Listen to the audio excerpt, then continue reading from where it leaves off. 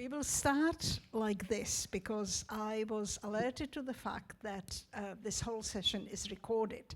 So we need to speak into the microphones. And I hope nobody minds. If anybody minds, we have to deal with it. But I suppose it would be for the internal purposes. But it's nice to have a record of it, I suppose. So just remember that if you want to say something, you have to grab the mic. So, where did Konstantinos go? He disappeared. Anyway, let's just start. So, I'm Alexandra. I'm the person who has been sending you the text and asking you for a contribution from your side. And I'm the director of Literature Across Frontiers, which is the organization that is cooperating with the festival on this. And I really want to thank the festival for the invitation for me and also on behalf of Richard and Gáiαθ. Okay, I should just say also that I am also a translator and editor. I have edited quite a few anthologies, both of poetry and short prose. And I translate prose, poetry, and I have also translated some theater plays and books on art and architecture. So I will start by introducing the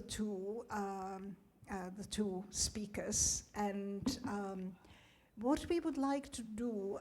I didn't want to kind of impose a really strict, schedule or structure on the workshop, because I think it would be good just to kind of be relaxed and talk about how you see writing about conflict. And I suppose we could start simply by defining what we mean by conflict and how we see actually the whole question of writing about it, approaching it, what our approach would be. But we will do this based on the text that you have all submitted, and we will start with the poems that Richard and Gáiαθ sent. So very briefly, it's actually difficult to introduce either of them briefly, but Gáiαθ is a Palestinian poet who was Palestinian Syrian poet who was born in Damascus in the Yarmouk camp, refugee camp, and he moved to Sweden in 2008. He was one of the lucky ones who managed to do that, and he now travels the world with a Swedish passport. He now lives in Berlin. He actually moved to Berlin with a DAAD fellowship, which is a really coveted fellowship for writers and visual artists, but especially the literary one is really quite difficult to get. So that's how you started living in Berlin. You live between Berlin and Stockholm. You have 5 collections of poetry, and 2 of them have been translated into English, Adrenaline and I Brought You a Severed Hand. Both were published in Arabic. You write in Arabic, obviously, and both were published by Al-Mutawasit in Milan, which is basically an exile publishing house, and that's something that I think is quite important for people who live in Europe or writers who write in Arabic and live in Europe, because it's a really good publishing house that gives them the opportunity to have their books published here in Europe. Gáiαθ also collaborates with artists, most notably with Jenny Holzer, who has projected his texts in her work, and with Blixa Bargeld. I don't know how well Blixa Bargeld is known here. I know who he is and what you have. Yeah. Yeah. He's the bad seed, but like yeah. in North Europe, he's. Yeah, I know he's a big name, and this is what. Yeah. yeah. But Jenny also is known everywhere. Brix is a very weird character. Yeah. And what else should I say? That yes, importantly, you have actually curated and edited an anthology of Arabic writing, Arabic poets living in Europe, and that was published in Germany. You also translated some of this, or no? You translator. Yeah. I make you worked with the translator. I Yeah. wrote forward for the German Okay. writers about Arabic literature from before Islam until modern and contemporary. But it's not useful for Arabs. It's published in bilingual. But if you Yeah. read it in Arabic, you got nothing because everyone knows it. It was Oh. it was making. I make it simple for Germans because German different than French and English. They don't know anything about Arabic literature. Different colony, so you don't need to explain for English and French. But for German, they know nothing about Arabic literature. Yeah, I make it simple for them. So, if I remember correctly, there was also some controversy around this anthology. They canceled the release of it because it's supposed to be ready, everything. They invite the guest, but then Hamas committed 7th October, and I'm Palestinian, they cancel it. I was the first person canceled in Germany. But the book have nothing to do with Palestine. I didn't make any comments, so they canceled it because of my identity. So, the book exists, but they didn't celebrate it. And after that, I'm not included in anything in Germany.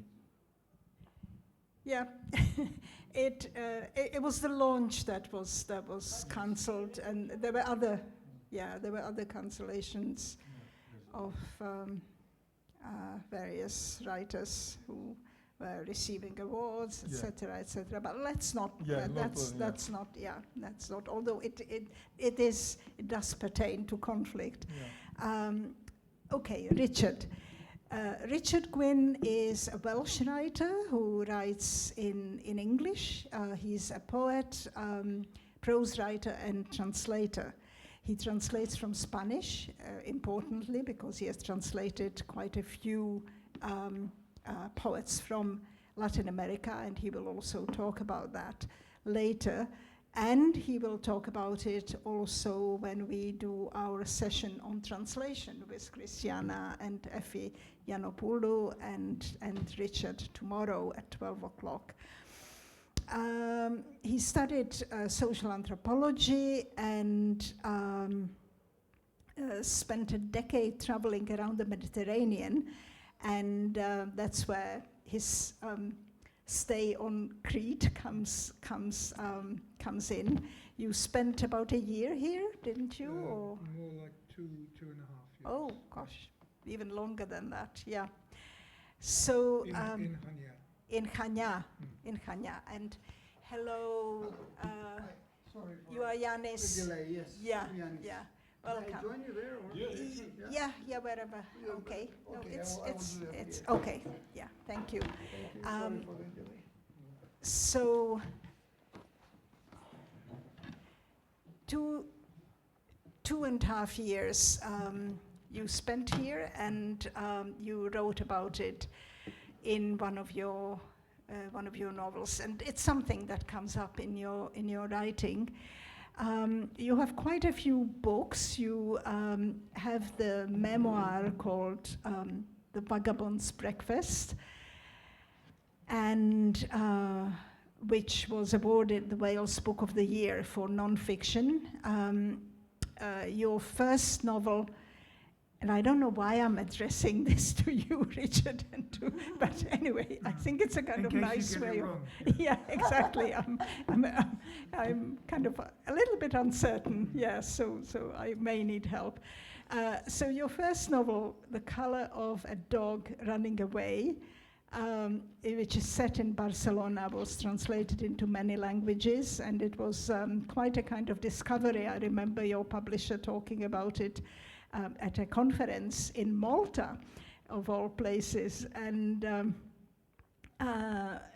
his other novels are Deep Hanging Out and The Blue Tent, and that's, yeah, you have it here.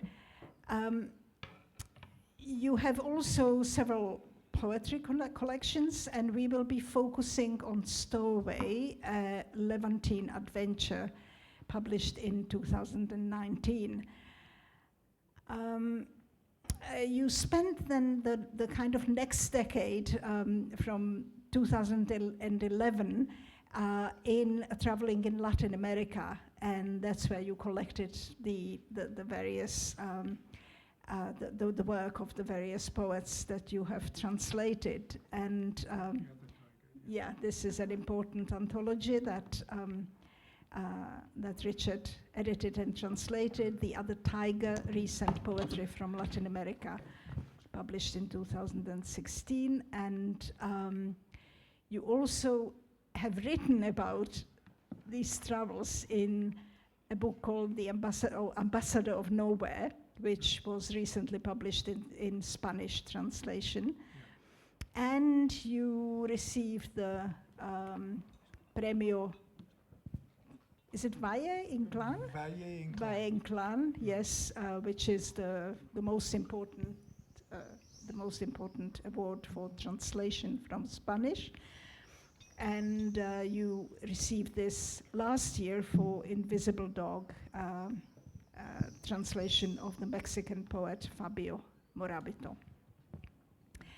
And one more piece of information, you, until 24, you were professor of creative and critical writing at Cardiff University. So, these are the introductions of the two speakers. And before we start talking about their work, to start with, I would like everyone to introduce themselves very briefly. Just say your name and what you do, and then we'll talk more when you present your work. Shall we start with you, Yanni? Yes, sure. Yeah. Do I use a microphone? Yes, please. Yeah. Okay, my name is Yannis Markakis. I am a museum director. I've studied museum management and also law and also cinema, poetry. This is what I'm practicing, let's say. I'm coordinator of the poetry club in Heraklion. I have published 2 volumes, poetry volumes in Athens, and I make a broadcast about poetry in the Heraklion municipal web radio.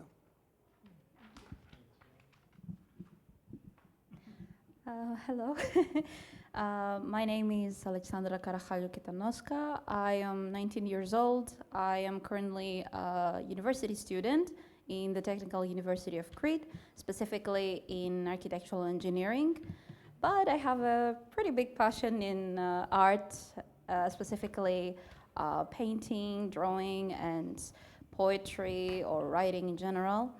I don't really have a big biography on that because I'm still young, but I do plan to publish 2 really big stories that I've been writing since I was pretty young. One of them is called The Blind Bond. It's set in ancient Greece, specifically in Peloponnese, near Divari Lake. For any Greeks that know this area, is near Pylos. It's a pretty beautiful area. And it's based on ancient Greek mythology. And the other one is set in the Victorian London, in Clerkenwell, and has to do with mystery, and it's more of a thriller. The other one is more of adventure and fantasy. So I really want to publish those. I also write poetry, which is one of my submissions for today.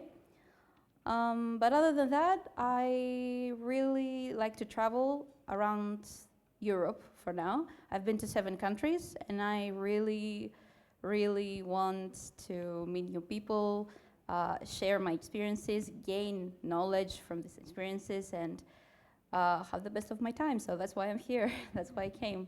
Thank you so much for having me. Thank you. Hello, thanks for everyone for being here. So after his extensive experience and her young age, I will avoid talking about my experience and my age. I'm a translator. My name is Danai. I've studied translation a couple of decades ago. I've done some literary translation, but mostly I do other types of translation. I speak, apart from English, I speak French, Spanish, and Italian. And I'm a volunteer also at the book festival, so if you need anything, find me after this, and I'll solve any practical issues you might have. And I'm looking forward to this workshop. Thank you. Hi, I'm Konstantin. I have always written and painted, and I've had 4 books of autofiction published. And my major area of interest, I guess, for today has to do with the mother tongue and how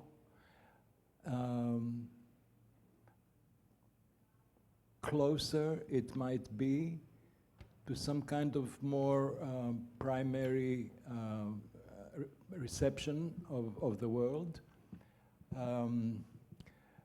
The question that encapsulates that is, in what language do you speak to a horse with a broken leg? Thanks. Thank you. I'm Christiana Lambrinidis. It's very nice to be here. The only thing I want to say about myself is that I've been teaching creative writing for 35 years. I brought creative writing to Greece, and my background is in the States. And I was very interested to participate in a workshop that I didn't have to teach, have any responsibility, and just enjoy it. And I work with conflict resolution at the borders between Greece and Turkey for quite a while now. So that's it. And what I send is not my writing, is what I understood that I needed to send as what is conflict, the meaning of conflict. I didn't know that we had to share writing. So I'm very happy to be here. Thank you. I should say also that it's not that I want to apologize for making you all speak English, because really, apart from Richard, English is not our mother tongue. So I personally see English as a very useful lingua franca, and I'm not so open to, all this kind of all these complaints about the hegemony of English. I think it's a very useful thing that we have a language which makes it possible for us to be sitting here and talking. But when Pavlina suggested that we do a workshop, I said, well, what kind of workshop? And she said, creative writing. And I said, how would that work with participants from Greece and two visiting writers? So then we agreed to do it like this, and not specifically as an exercise where people come and write something on the spot, which I think actually can put you under a lot of pressure. So I thought that this would be a kind of gentle way of doing it. And thank you very much for the contributions. They're all very different, as you could see from the circulated material. There was one person who signed up for the workshop, but in the end, they didn't send anything, or so I suppose they're not participating. I still included them in the emails just in case they would be turning up. And when I say they, I really mean they, because I didn't even get your names. I just knew that Konstantin was taking part because we know each other. Konstantin has done some translation for us. And we discovered that we share something which I think for both of us it's quite significant that we both lived in Australia for some time. And so we kind of compared notes about that, and I suppose that's maybe what you also meant about the mother tongue, and you know, the maybe conflict that we face when we have other languages we speak.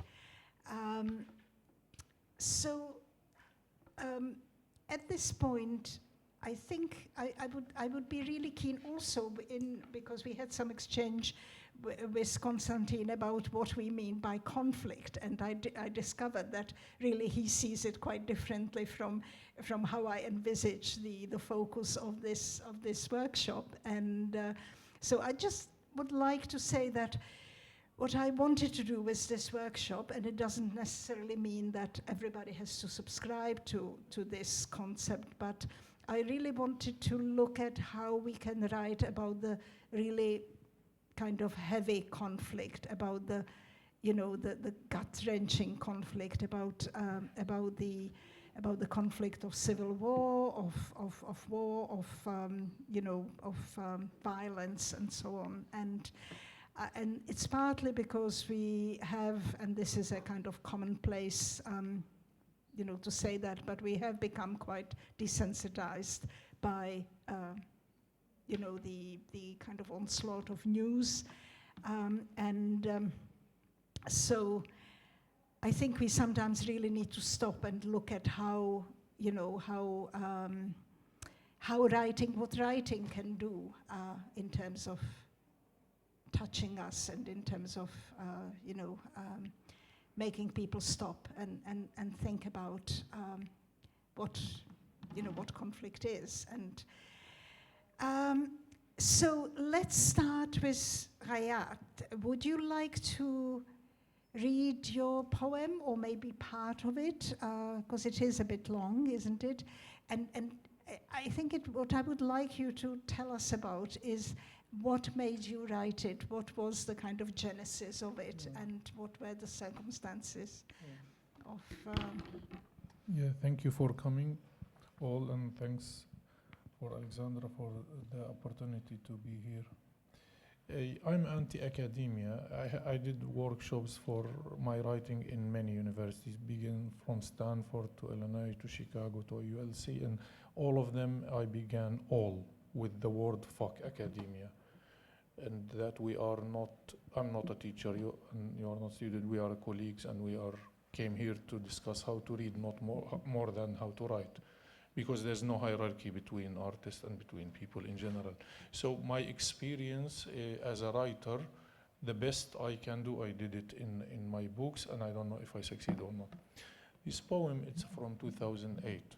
It's the year I left Syria to Sweden. My grandmother, she lived alone all her life in Gaza. We never met her. So my father, who thrown twice from Palestine, the second in 67, ended in Syria. So he didn't see his mother, and no communication, because the code number for Gaza, it's occupied by Israelis, have the same code phone for like Israel. So no connection between Syria and Gaza. So when I arrived to Sweden, I find that she have a house, telephone. I began to call her. I arrived on the 2nd of September 2008. I began to speak with her every day. Then I got the idea to buy another mobile. I called my father in Syria, her house telephone, Dara, in Gaza. I make the speakers and I let them speak with each other. The end of the 2008, Israel began to bomb Gaza. In 2008, beginning of 2009, and they destroyed first they bombed the telephone tower, so the communication cut, and I wrote this poem. I was the intention to write about her, but I wrote about something else, about the images of the children who were very affecting in that time. It was a shock for me that Israel killed 1,400 civilians, 900 of them in that time were women and children. It's appeared now that is a joke compared with now. Some people say that we lost 500,000 in Gaza with the people who died because of famine or no medication or like this. So I will read this poem in Arabic. The poem is 2 minutes, exactly 2 minutes. So Okay. Would you like to read it in English after that? No? They have it, yes. Okay. Yeah, I remember that. Excuse me, but everybody has it, so. Yeah. You said the poem is about your grandmother. I wrote it under the effect that I don't know if she's alive or not. I was waiting, and it take a lot of time after the war until they fixed the tower, because the Palestinians are very poor, you understand me? So, and then I spoke with her, and she was very alive. She speak like Yasser Arafat. We were, yeah.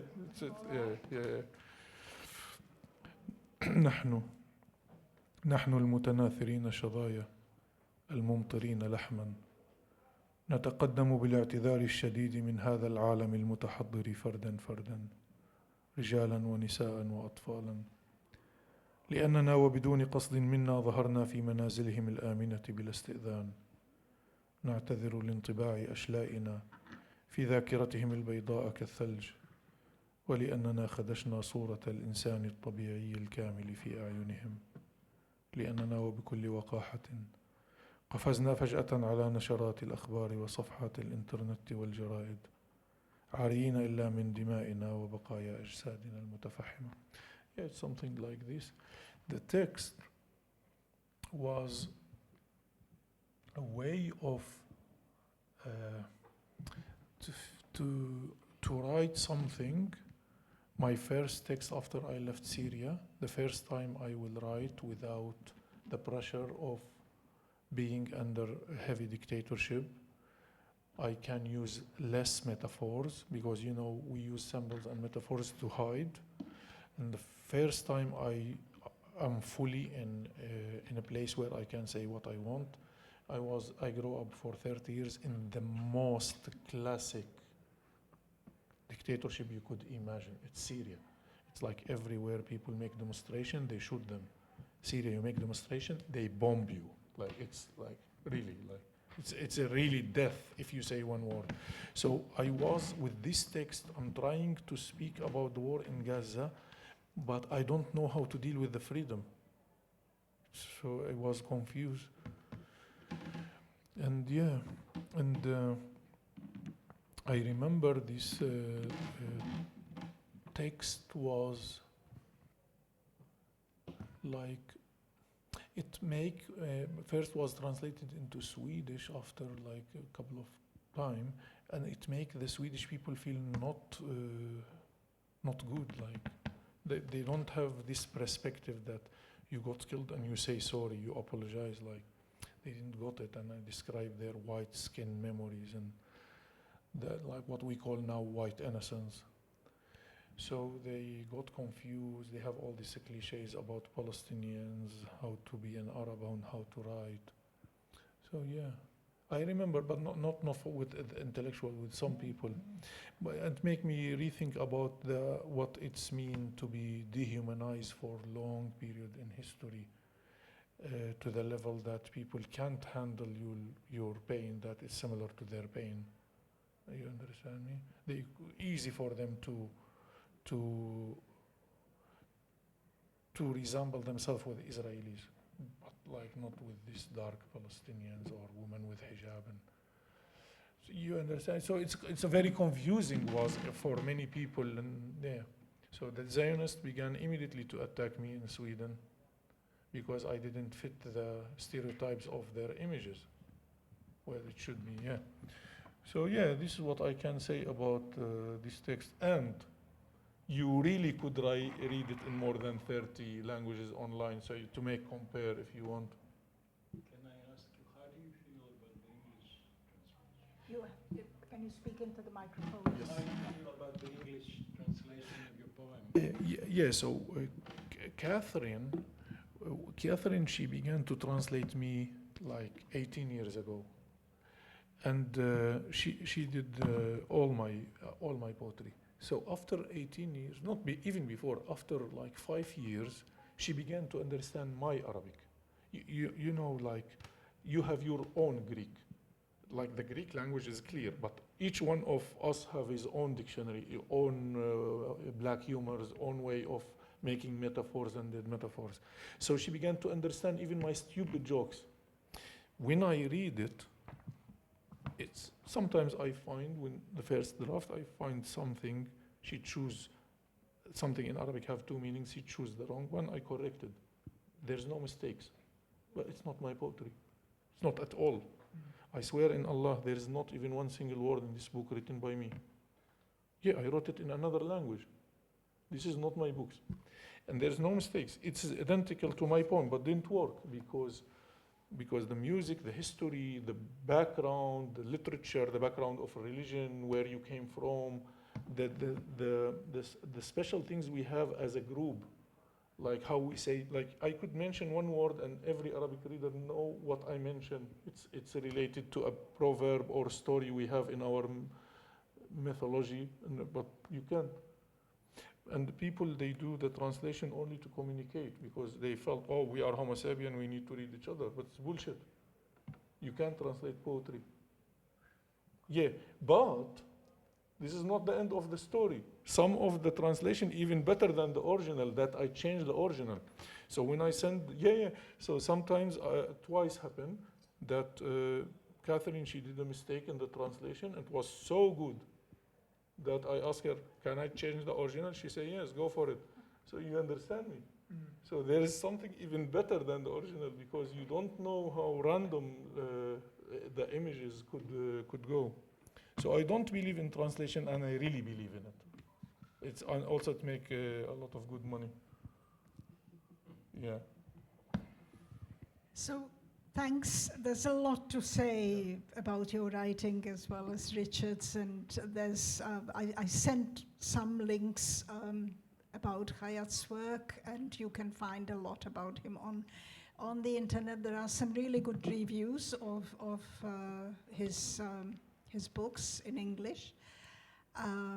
So yeah, you can explore further after the workshop because we need to keep an eye on the time. And I would like each of you also to have an opportunity to say something about what you have written and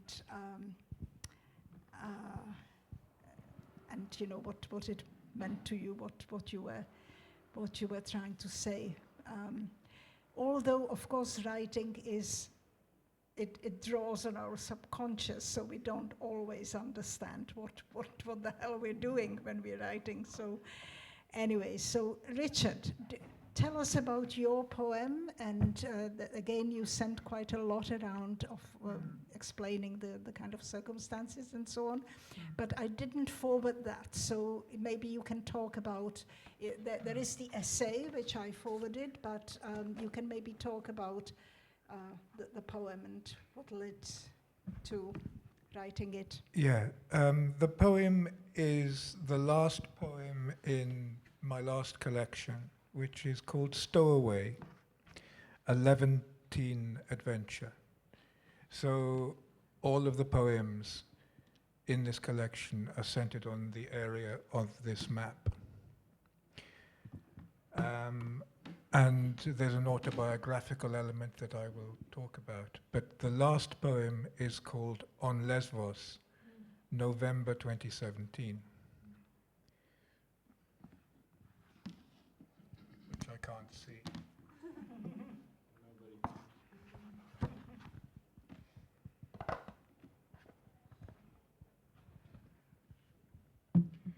Washed up on Lesvos, he recognizes the familiar debris of retreat and exile. Wailing children, women at their wits' end, wondering even now, despite the horrors they have witnessed, the seared bodies, grandmothers weeping in the ruins, the harrowing desert trail. If they should ever have left their homes. Some are sleeping beside a vast heap of deflated dinghies, life jackets, rubber rings, a few male stragglers, as always, caught up in mischief and thievery. Another paradox. He has seen this suffering before in Smyrna and Beirut, the deportation of the Saloniki Jews, the massacres of Shabala and Srebrenica. And after passing through indifference, has, to his own surprise, acquired a quality akin to empathy. He stays a few weeks, drives a jeep into Mytilene for provisions, and on one of these excursions is queuing to buy medicines in the pharmacy when he recognizes a Syrian woman he knew centuries before in Aleppo. She has barely changed despite the pall of fatigue around her eyes. Amina, he calls out. The woman turns, returns his gaze, wondering who this stranger is that knows her name, why he stares so, with that intimacy granted by the frail coordinates of war, and with the air of one for whom no harbor signals home. And that poem was written after visiting Lesvos in 2019. I was visiting Lesvos because my oldest daughter is a doctor and was working at the Moria refugee camp for the whole of that summer as a volunteer doctor. And it was in fact the last year that the camp was operational, because it was burnt down the following year, I think. And the image that inspired, I think that poem is the famous image of the little boy washed up on the and it set off a train of ideas about the whole crisis that we are undergoing now and have been for decades. But the narrator, or the person who is experiencing this, is a character who transcends kind of historical time, travels across time from the age of Odysseus, I suppose, until the present, and has sort of magical powers of some kind. I'm making it sound a bit more cartoonish than it is.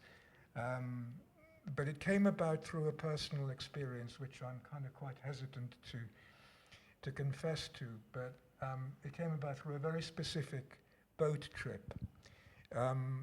In an earlier life, when I was a vagrant in Europe in my mid-20s, I was in the port of Githyon, and I was out drinking with this English friend of mine and a Russian guy from a Russian merchant ship called Misha, and we got very, very drunk. And for some reason, I climbed on board a ship. I had no memory of doing this, but I woke up several hours later at sea in a lifeboat, wearing a pair of sandals, a pair of shorts, and a t-shirt.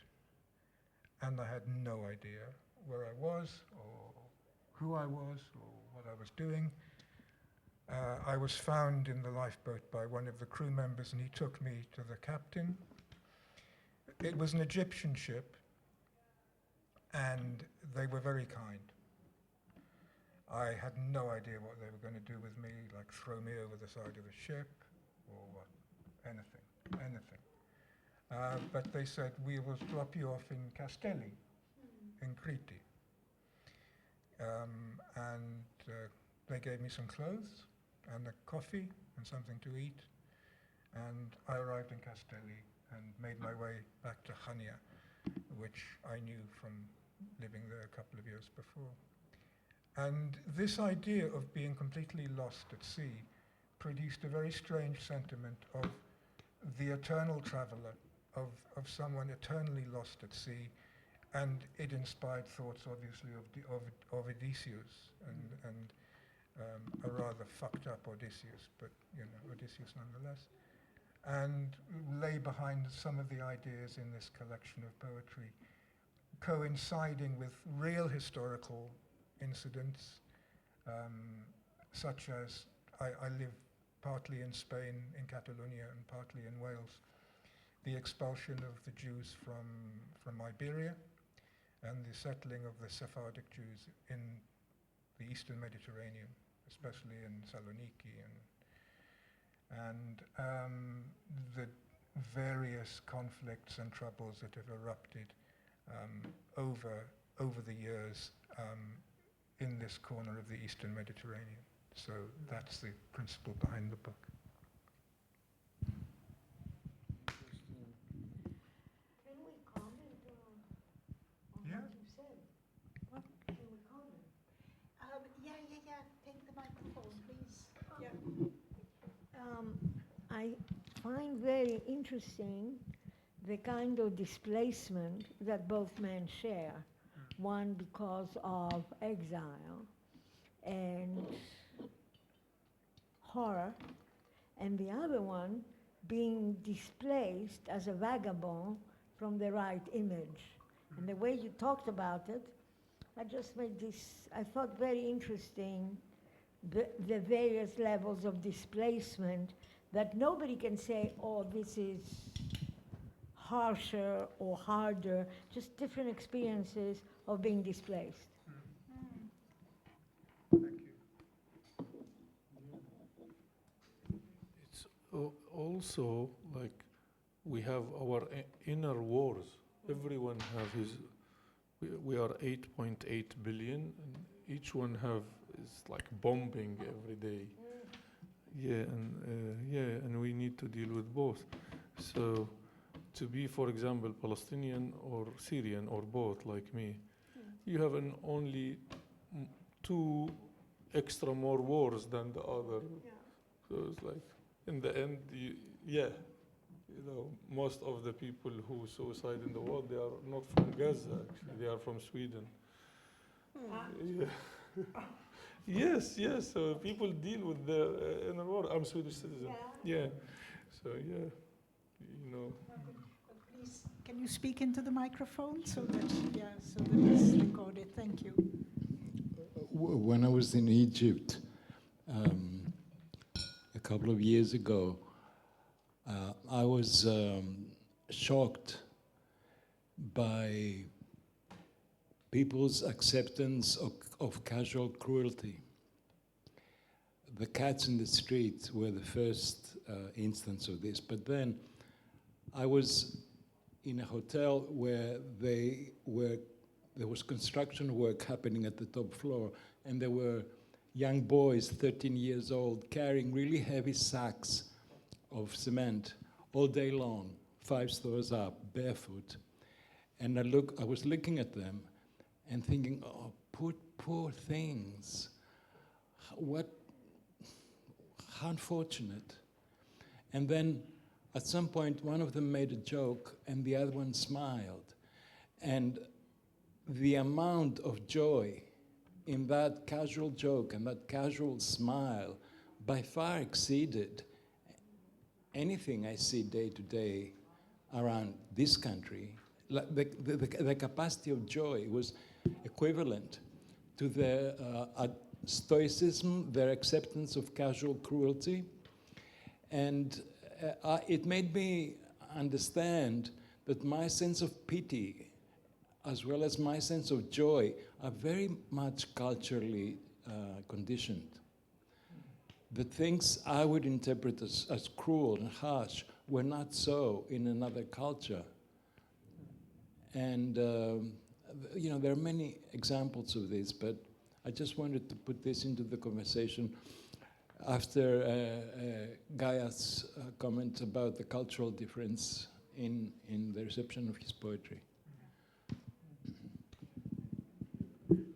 But like you are categorized. There's many things you should fight if you come from a place of conflict. Like if you are an Ukrainian writer right now and you succeed to escape Ukraine because you are not allowed to be leaving the country, they want you to serve the military. Let's say you're an Ukrainian writer, you ended in Berlin and like this, and everyone is trying to categorize you. They want to invite you to a specific kind of events. I got a lot of invitation where I feel the little categorizing. I didn't go. Exile, you could be categorized occupation, background, and like this, to be an immigrant, a woman, take away her hijab, anything. They could categorize you. They love to do that in Europe. But also you should see the serious ones. The exile is a very important subject in literature. Make you see the things from different angles, to be an outsider and like this. And it's one of the most important subjects also in the Western literature. So you should be clear with this. So how to survive of this? How to be able to create a literature? This is one of the main questions we ask ourselves every day as a Palestinian. I wrote an article in 2006 in Syria about that the biggest damage Israel did to us as a Palestinian. It is by damaging our literature, by forcing us, not in a direct way, forcing us to write about Palestine instead of being like the rest of the world, also like the Israeli young writers, to write about everything. So they put us in this situation. Either you write about Palestine, and people say, oh, this is another political poet. Or you repeat what the white one or the white man want to hear, and you became a denial of your wound, and to be accepted in the Western world, and got prizes, and then you became like the worst thing you could ever. And it's a dilemma. Which one you should choose? To be an organic intellectual, like Gramsci say, meaning that you are not isolated from reality, and then you are categorized as a political. And you try to say for them, oh, this is not political, this is my life. But And then, of course, the question is always, am I being assessed for the quality of my work, or am I being assessed because I'm a Palestinian writer? And it reminds me of that movie, American Fiction, where, I don't know if you've seen it, yeah?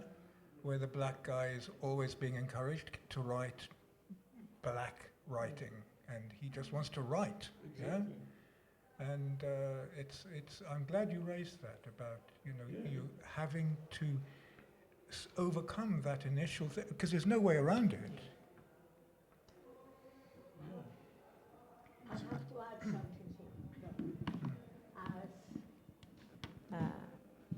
As a woman from Greece and a writer from Greece, and having lived in the West for a very long time, it's still the case that if you want to, as a person from Greece, if you want to get published abroad, you might as well be almost folklorish.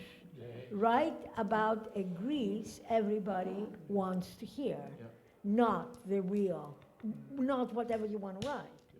So I think it's the same principle, but it is a question, what about the Mediterranean and hegemonic languages? That is a certain thing that cannot be avoided.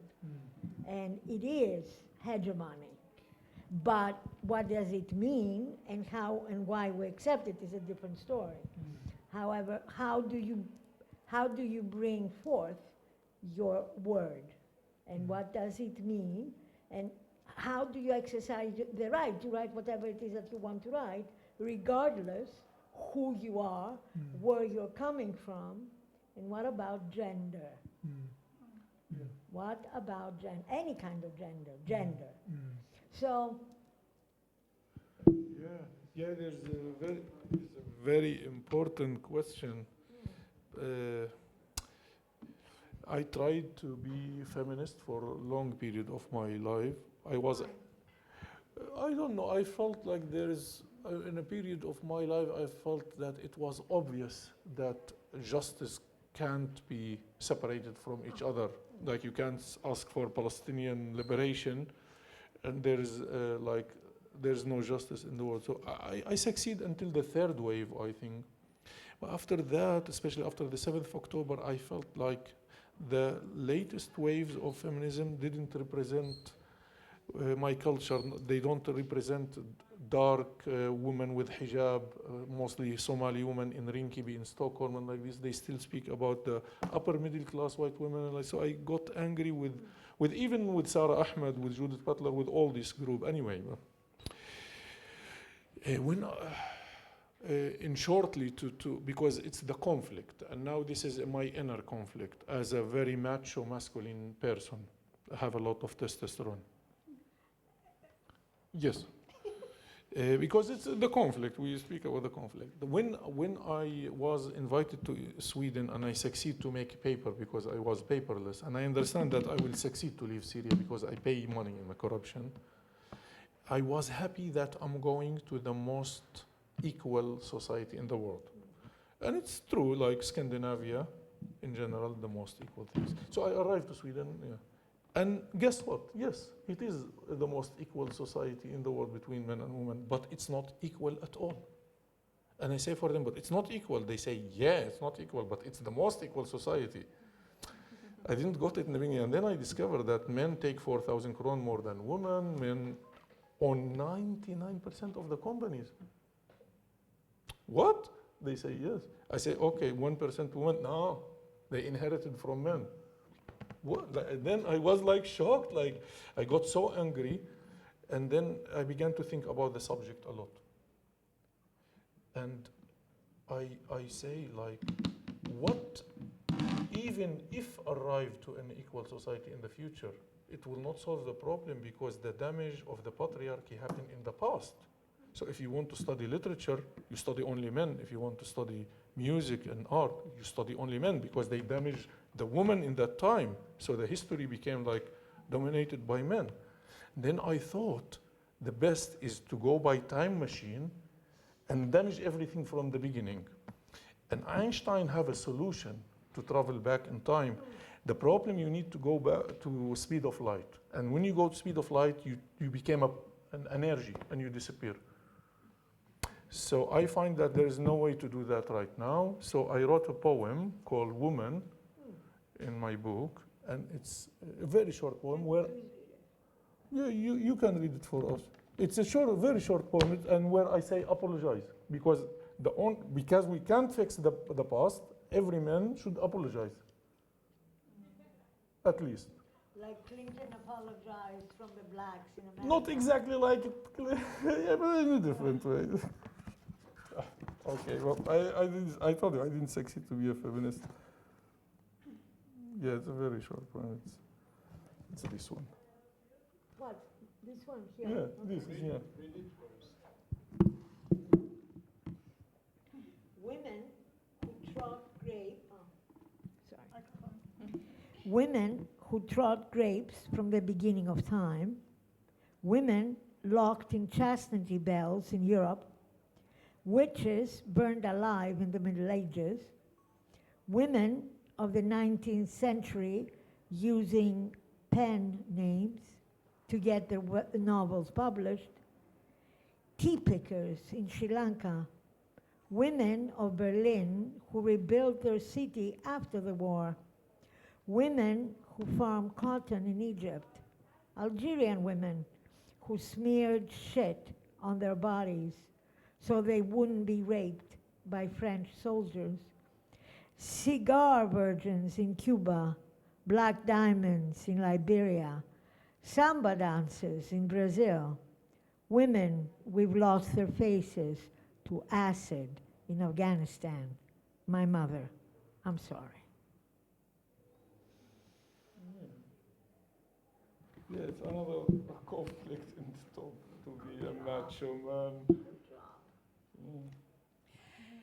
So, Richard, you also have translated some poetry, and you brought up that one poem which is very long, and so we won't really have the time to deal with it here, but I really would recommend that you look at the reading, you listen to it. It's both in English and in the original Spanish, read by the poet. Yeah, I could say something briefly. Yeah, please do. Yeah. The poem that Alexandra is referring to is called Los Muertos. I don't know if you've had a chance to look at it or the video recording. I wanted to write something about the violence in Mexico.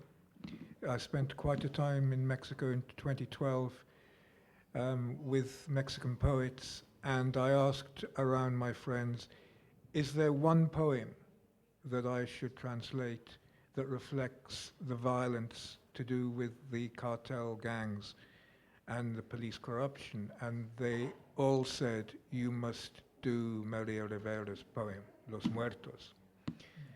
And I didn't know her work, and when I discovered it, it was a physical shock, because the poem is so powerful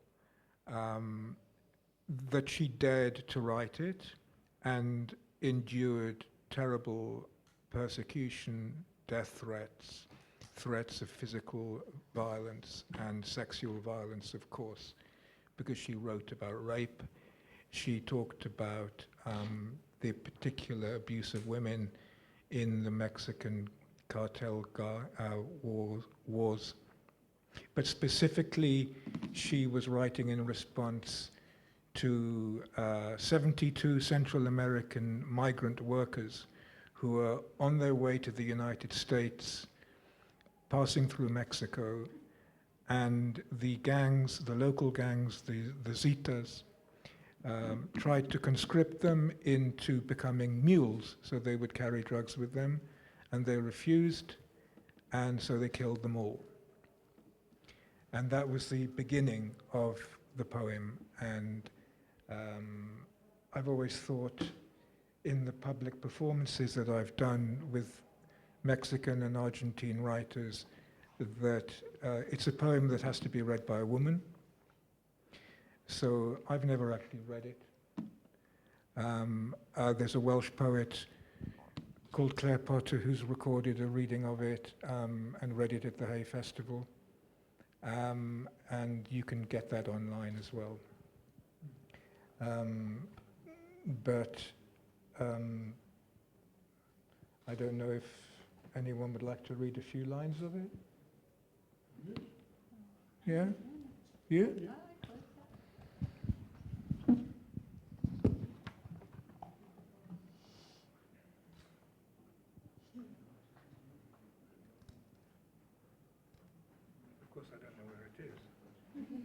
And the anthologies cover every country in Latin America? Just about 97 poets from 156 poems by 97 poets from 16 countries. Oh, not all the countries, okay. No. Mm. You would think that I would know where it was, wouldn't you?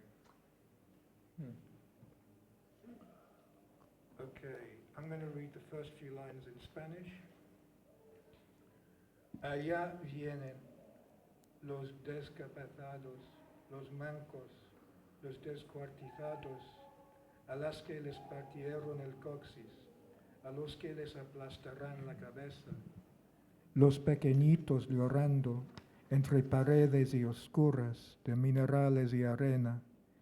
Allá vienen los que duermen en edificios de tumbas clandestinas, vienen con los ojos vendados, atadas las manos, baleados entre las sienes. Allá vienen los que se perdieron por Tamaulipas, cuñados, yernos, vecinos.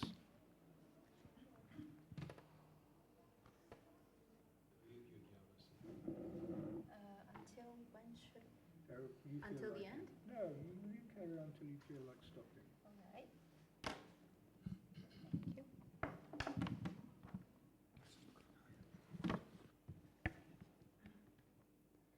Here they come, the decapitated, the amputees, the torn into pieces, the women with their corses split apart, those with their heads smashed in, the little ones crying inside dark walls of minerals and sand. Here they come, those who sleep in buildings that house secret tombs. They come with their eyes blindfolded, their hands tied, shot between their temples. Here come those who were lost in Tamaulipas, in-laws, neighbors, the woman the gang raped before killing her, the man who tried to stop it and received a bullet, the woman they also raped, who escaped and told the story, comes walking down Broadway, consoled by the way of the ambulances, the hospital doors, light shining on the waters of the Hudson. Here they come, the dead who set out from Usulutan, from La Paz, from La Unión, from La Libertad, from Sonsonate, from San Salvador, from San Juan Stepec, from Cuscautlan, from El Progreso, from El Guante, crying. Thank you. Now we have half an hour, maybe a little bit more, and I would really like you to say a few words each about what you sent and how it came to you, how you wrote it. It may have been something that you had written before, or you wrote it for this workshop, but tell us a little bit about it. I would like to comment something first about Richard's background story. It was quite interesting to hear about this background of the poem about Lesbos, and also to combine it with a key word that I heard from Miss Lambrinidia. Sorry, I missed your name. Christiana. So Christiana spoke about displacement. I think that generally speaking, poetry comes out of displacement. A poem may just come out of displacement because a poet feels displaced out of the world, not necessarily constantly or regularly, but occasionally or even constantly, I don't know.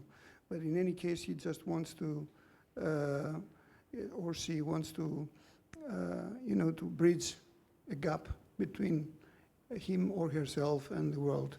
So this displacement maybe is more than homelessness, is what we call in Greek anestiotita, yeah? Displacement. So estia is home. Anestios is without home, but this is not homelessness, it's something more elevated. So I think that this is a very, very specific and important feeling that you get that will just get you out of that will just arm your hand to write. About my poem, I would like to say a few words. It's a very brief poem, which is called The End of the War, and it was inspired by, I will tell my background story, about the poem. It was written in 2010 when I visited Croatia and Vukovar. We some museum delegates on a museum international conference, and we were supposed to travel around Croatia, and obviously they wanted to show us what happened during the civil war, the massacres done by the Serbs, etc., etc. And so we visited Srebrenica, which was unbelievable, and also we spent the night in Vukovar. So we spent the night in a five-star hotel, which was right between two heavily bombed houses and buildings, actually. So it was striking, to feel that you are going to stay, you're going to spend the night, let's say, between two ruins that are ruins coming from the war, and people have been injured, killed, and lost their lives there. So, this is related, the poem is related to a film, because as I told you, I have studied film as well, and I make films, short films. And there is a very prestigious and well-known director from Serbia, Goran Paskaljevic, and he has made quite interesting movies about the Civil War. And the story, the way I will read the poem and I will just say a few words afterwards. Shall I read it in Greek or in English? In Greek. Okay. Τέλος πολέμου. Ξενοδοχείο συμφιλιωμένο, με τα ερείπια ολόγυρά του. Η πόλη εξημερώνει το φάντασμά της. Τα όνειρα ανοίγουν κρατήρες τη νύχτα, ξερνάνε πίδακες αίμα τη μέρα. Ανάπηροι πολέμου κοιμούνται εν ειρήνη. Η εκδίκησή τους μεταναστεύει σε άλλη χώρα. This was all about the first and the second generation of the people that were involved in war.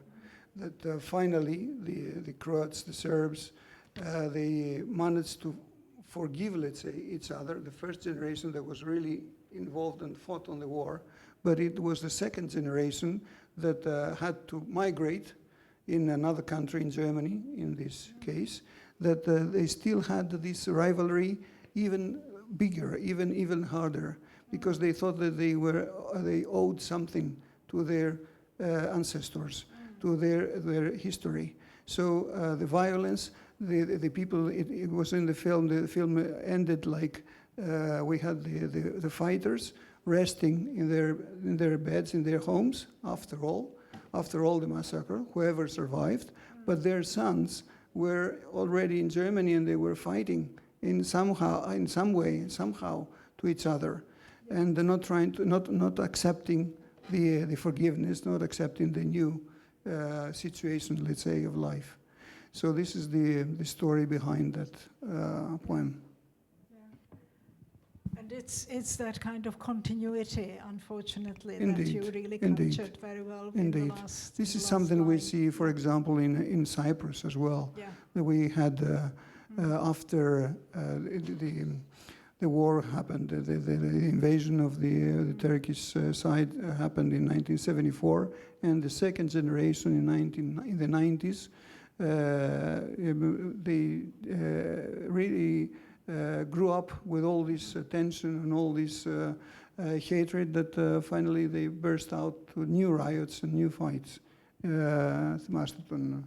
You remember the guy who went up the Solomos, yeah. So that's all. Thank you. You're welcome.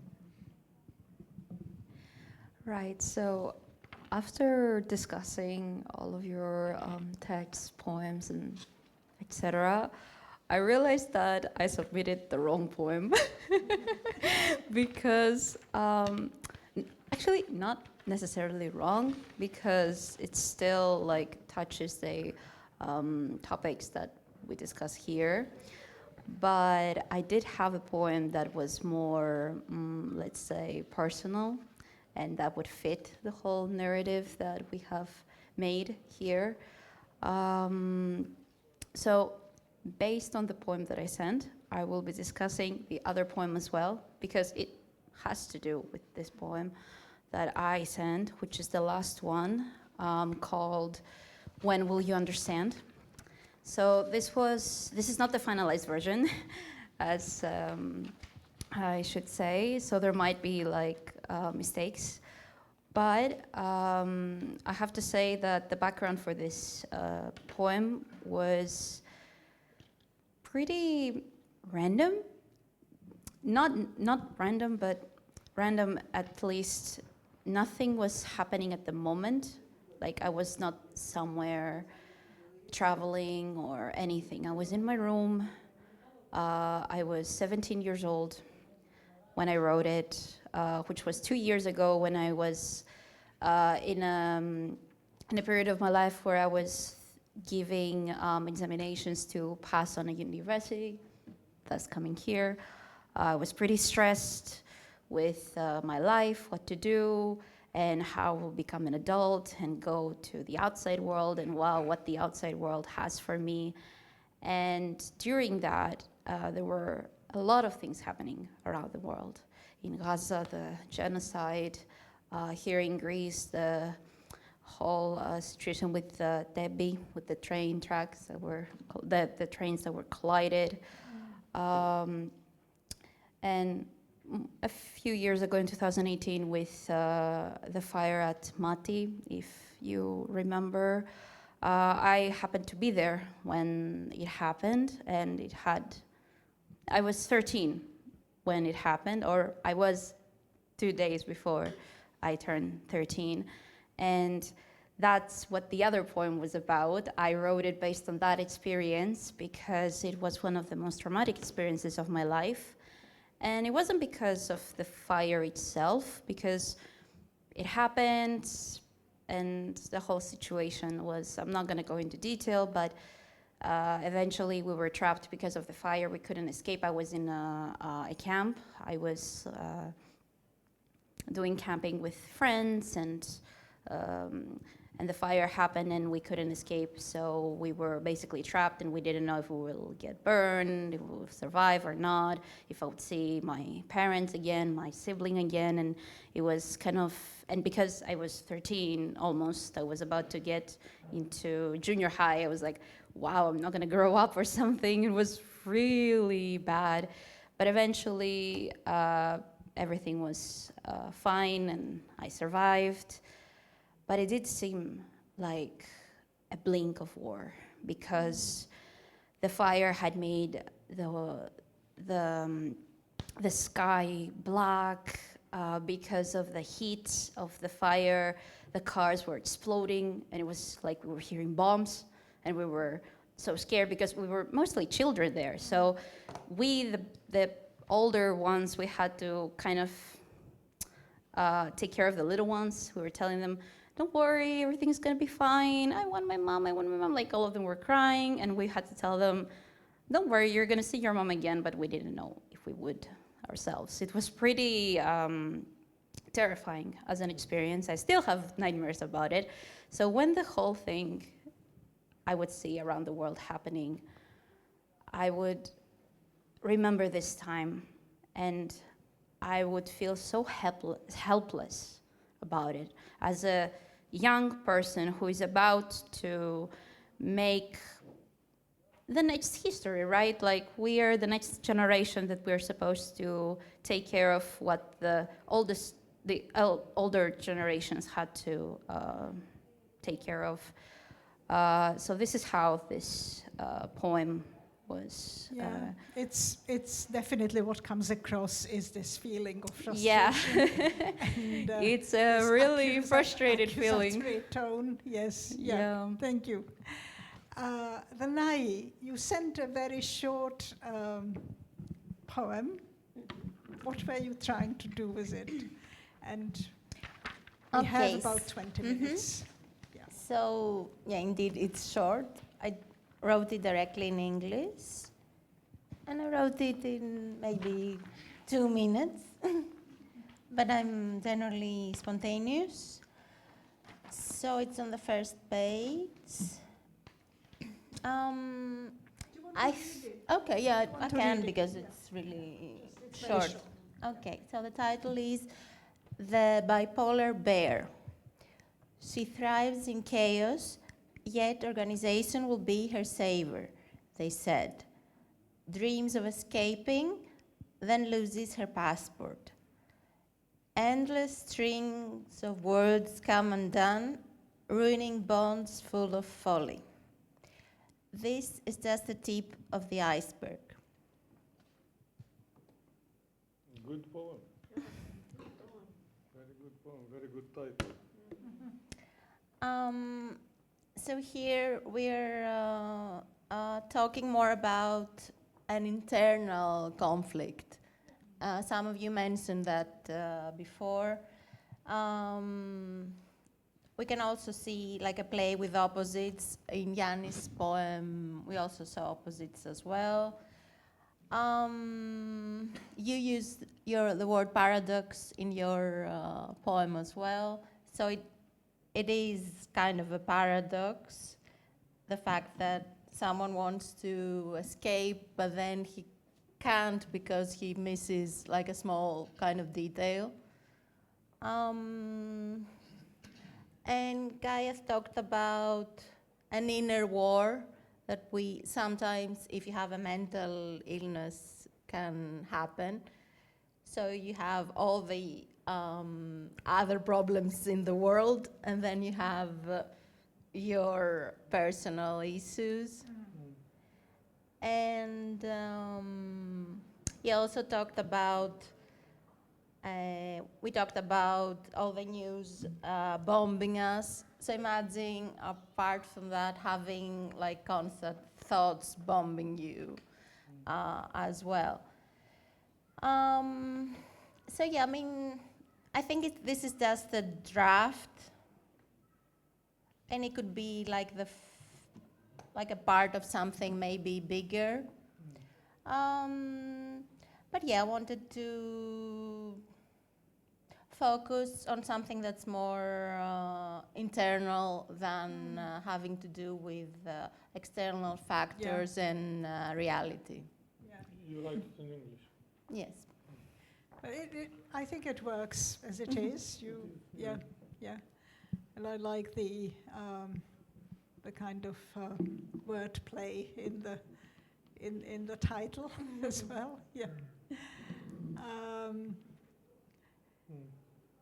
Constantine. Yes, ma'am. Yeah. What do you want from me? Well, just tell us, and please, can you say it into the microphone so that we don't Shall I read what I sent, or shall I talk about it? talk about it? Okay. Yeah, talk about it We because already read it has been circulated. So Yeah, if but you- has it been imprinted in your brain? No. no. That's what you're going to do now. Right. Okay. Autofiction. I take an experience that has affected me in some kind of way that I want to further engage with, and then from a rate of 1 to 10, say the experience is 3, I turn it up to 8 and write it as if it happened at that intensity. That gives me a great freedom to pretend a lot of time, because what I have found in my personal experience is that when I have something difficult across from me, I went the other day and saw a play directed by Pavlina Marvin, who is organizing. Yeah. And it was the monologue of a boy about his rape, an 18-year-old boy talking about his rape. And I literally watched myself. Once I realized what the play was about, I stepped back emotionally and waited to decide what my level of engagement was going to be. It happens a fair amount. I notice myself not freezing necessarily, but putting on the brakes, holding on to my emotions until some kind of decision is made. And writing is a very helpful way to play with that mechanism for me. And whether it works or not, it has to do with all sorts of considerations outside of that. But I think that's one of my motivating factors for writing. Thank you very much. I have a question. What kind of drugs they use when they went? Heroin. Heroin, yeah. I was expecting. In case you had any doubts. Yeah, because the feeling, it's clear that when he, and then Well, the last. when he ended with the last word, it's clear that he got something really amazing. Yeah. Couldn't be better than. Yeah, and also when you're stoned, your voice goes down an octave, so he rasps it. It's like no. Exactly. Now they say it is the best in the world. We don't got the chance to try it because it's addictive. Sadly, yeah. Not to everyone. I've had people try it who were bored. Not to me. I am addicted to chocolate, man. Yeah, and I will never know. with all the testosterone, it would help also. I think just very briefly that level of detachment that you mentioned is such an essential part of any creative process. And to know when to put the brakes on and when not to. And I was impressed by this. I really enjoyed reading this. In fact, I enjoyed reading all of the All work. of them, yeah. I really enjoyed reading. It's a shame we don't have an extra hour. But Richard, let me ask you this. Is the process of modulating, your response to a situation. Is that something you have learned and mastered and are pretty good at? I mean, as a seasoned writer. What, the experience itself or the reaction to it? No, the reaction to it. Yeah. Do you ever get caught by surprise or overwhelmed or sidetracked, or do emotions, do they ever disobey you? Definitely. Okay. But usually if I try to write about it too soon, because normally there's a pause, isn't there, between an experience and your attempt to approach it in writing. You don't, I mean, I don't immediately sit down with a pen after an astonishing experience.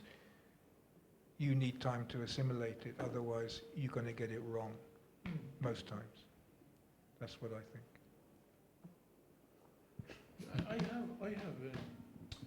I mastered the way on writing. It's really like I use it when I have a block, and then I began to use it most of the time, and it's a really successful way. Should I say how I do the writing? Yeah, it's really like anyone could write good quality text with this method. So what you do, you open your computer or the paper as you like. Mostly I began to do with laptop, and you should do it every day in the same time, like it became a routine. 9 o'clock in the morning, you open the computer and sit, and you don't know what to say, and look to the table around you and say, yes, the table full of books, and there is a cup, and you began to write and like this, and you're still conscious, and and this pen is weird, and after 7, 8, 9, 10 lines, the unconscious part of your brain began to enter on the subject, and then you continue. You continue to write like another 10, 12, until you finish the text. And then you look to it immediately, you understand where you were conscious, you delete it. And you keep the part down, you close the file, you give it to name, and you put it for what I call fermentation. It's like a grape. The day after, you do the same process, you don't open it. Fermentation takes sometimes a lot of, until it's have alcohol, the grapes, So the day after, you began with a new text. When you feel that it's the right time to open it, you open it, you read it, you remember nothing, I promise you. And then you do 2 things. One, I call it deleting, and one, I call it erasing. The deleting, you read the text, and you find, this cut passed down. And this part is better here. So you make. And then you find some part, they don't belong to this text, but to another poem you were working, because our brain works in many things in the same time. So you take the part that belongs to the other poem, you open it and put it in the right place, and the other part in another poem. And you find there's some lines, they didn't belong to another poem, and they didn't belong to this poem, but they have quality. You put them in a new file and save them later for a poem. When you finish, you close the file. When you come the day after, you make the erasing. And the erasing is very dangerous because it's have a joy. You take part and you put them in the trash and you empty it. So it's damaging. This part does not exist anymore. You are not able to fix them, and they have not the best quality. So you damage them, خلاص. And you close it. When you come back, you do 2 things: rewriting and editing. The rewriting, you do it a lot. Every day you rewrite it, and the text began to be grow, slow. You add, you change like this. You could do rewriting for 6 months. And in the moment you finish rewriting, you make editing and send it to publisher. And it's always work. Do you have a list of publishers? My Arabic publisher is my friend, he's based in Milano, and he's so clever, he opened it in Milano, registered in Milano, so none of the Arabic dictatorship could force him to be closed, shut down. He printed in Beirut, but every time they got angry from him, they want to close him, it's an Italian publisher house, so they can't do anything. So he's very, very clever man. But I promise you, write anything, go back to it when it's fermented, make the deleting, the erasing. When you finish that, you make the rewriting and the editing. And the quality, you can't mistake it because you are the rewriting, doing, and like this. It's like everyone will be succeed to write this sharp and content, like, yeah. I have a question. Yeah. You were talking earlier about how when your translator sometimes produces something that you actually find better than the original, which sometimes happens, you change the original. How much editing does your friend, your publisher, do of your stuff? I'm interested in this because the Arabic one. The Arabic ones, because Arabic publishing is known for not editing. No, it's nothing, because editing in the Arabic culture, it's related to dictatorship that censor you. So the Arabs, because of the dictatorship, and they always ask them to delete part of their essays, part of their poems, part of this, because of that you're not allowed to touch religion and politics and taboos. Then deeply inside you, it's became that editing or changing is related to dictatorship and to like this. So most of, especially the old generation, when you want to speak with them about editing, now let's say a famous poet, Ghassan Saqtan, sent for me a poem I want to publish in a literary magazine. You need to slowly approach him that you will need to make some editing, because for them, no one touch my text. I will kill myself, and he throw everything and leave, like, because it's nobody ever edited my text. It's so sad, because it's so sad because it's really like while the Western world is not like that, totally different. Yeah, so I don't know. You are very good question. Like, it is, and you hear actually writers, Arabic writers or Arab writers who translated, especially the younger generation like you, they say, "Oh, I discovered the world of being edited." Exactly. It's so fantastic. I could add actually making your work better. Briefly to that interaction, the act of translation, for me personally, the poets in this book, they had to be alive. Because I wanted to communicate with every one of them if I could. There was only one poet I couldn't reach, and that was a Nicaraguan woman who I'm sure is some kind of fantasy. I don't know who she is, but I couldn't find her anywhere. She wrote a brilliant poem. Everybody else I communicated with, and there were one or two conversations which took a line similar to the one you described with your translator, where I would ask a question, do you mean this or do you mean that? And the poet would say, well, actually I meant this, but it could mean that. In fact, can we make it that? And there were 2 or 3 instances where they changed their poem because of the translation. And I love that interaction.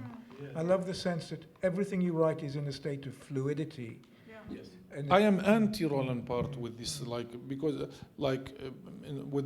if you think part that he said that the text is belong to the readers after you finish it, but I think text should not end in a way.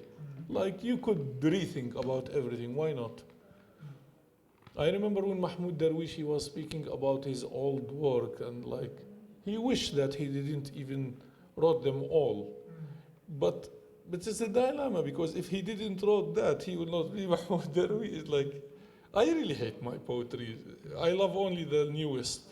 And when I got another book, I hate the one before. And the relation with writing is sometimes you feel shy because it's some kind you got naked when you share your writing with other people. And then I went to Germany and I find that people love to be naked. It's the opposite of Sweden, where everyone is naked. Especially Sven. We don't want to say who's Sven. Yeah, well, this is a very specific culture. May I contribute something about the translation? And I would like also your opinion, because I write poems derived out of film, out of cinema, and out of museums as well. My museum experiences, visiting museums all around the world.